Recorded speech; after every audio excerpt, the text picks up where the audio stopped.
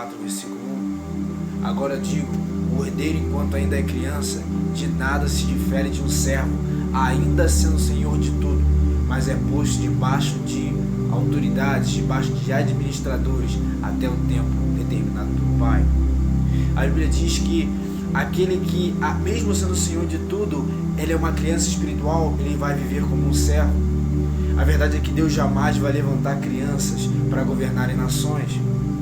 Enquanto ainda Abraão era criança, Deus não poderia chamar ele de pai de multidões. Enquanto Moisés era egípcio e era pequeno, Deus não poderia chamar ele para libertar o povo. Enquanto Jesus não alcançou a idade de 30 anos, ele não poderia ser cheio do Espírito. Por quê? Porque a idade de 30 anos era considerada pelos judeus como a idade em que uma criança ou um jovem se torna adulto. A verdade é que Deus jamais vai manifestar uma criança, porque senão, se ele manifestar a criança, ela pode se destruir. Então existem pessoas que, embora Deus abençoando elas em tudo, elas não vão conseguir viver riquezas que Deus estabeleceu que elas vivessem. Tem pessoas que nunca vão conseguir manifestar, mesmo sendo cristãos, as bênçãos que Deus já colocou sobre ele. Por quê? Porque enquanto ele é criança, ele não vai conseguir algo maior. A verdade é que Deus não deixa com que as crianças peguem coisas de pessoas já maduras espiritualmente, porque isso vai destruir elas.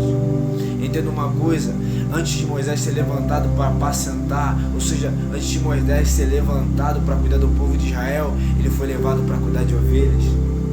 A verdade é que se nós não crescemos espiritualmente, não vamos conseguir manifestar as bênçãos que já nos foram dadas.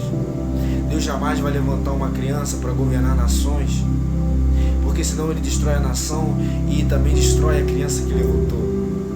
Então, irmão, se você não está conseguindo viver as promessas que Deus tem para você, talvez não seja o problema de quem prometeu, mas de quem recebeu a promessa.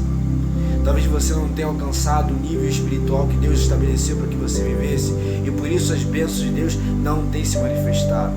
Então, chegamos em um tempo que é momento de buscar, é momento de se consagrar ao Espírito do Pai, é momento de ler a palavra, de ser guiado pelo Espírito, de deixar Ele guiar você, para que nós possamos, enfim, sermos espiritualmente maduros e manifestar a herança dos santos. Pai, seja